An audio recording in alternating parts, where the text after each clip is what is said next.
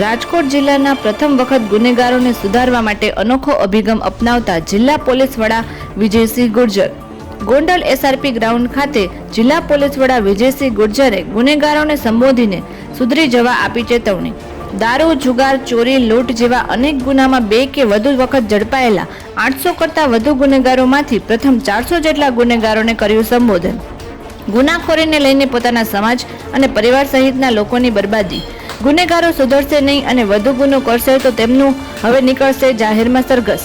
જિલ્લામાં નવરાત્રી પર્વે યોજાતા 800 જેટલા શેરી ગરબા અને 11 જેટલા પ્રાઇવેટ ગરબામાં કડક બંદોબસ્ત વચ્ચે પોલીસની ટીમ કાર્યરત. STPS જેવા ગુનામાં પણ બાતમી આપનાર વ્યક્તિને ઇનામ આપીને કરવામાં આવશે કડક કાર્યવાહી. રાજકોટ જિલ્લામાં સૌપ્રથમ વખત ગુનાહિત પ્રવૃત્તિ કરતા લોકો માટેની એક મીટિંગ કરવામાં આવી હતી. શું કહેશો?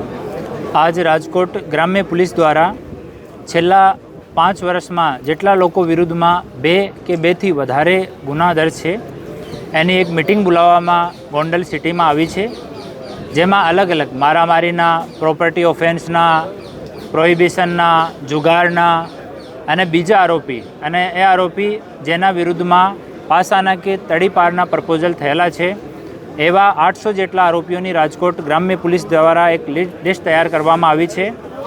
800 જેટલા લોકોમાંથી આજ 400 જેટલા લોકો અહીંયા હાજર રહ્યા અને એને કાનૂન સંબંધી માહિતી અને સમજ કરવામાં આવી છે કે ગુનાખોરી અગર કન્ટિન્યુ રહેશે એના તરફથી તો પોલીસ દ્વારા કડક પગલાં લેવામાં આવશે અને ફર્ધર ઓર સ્ટ્રિક્ટ પગલાં લેવામાં આવશે.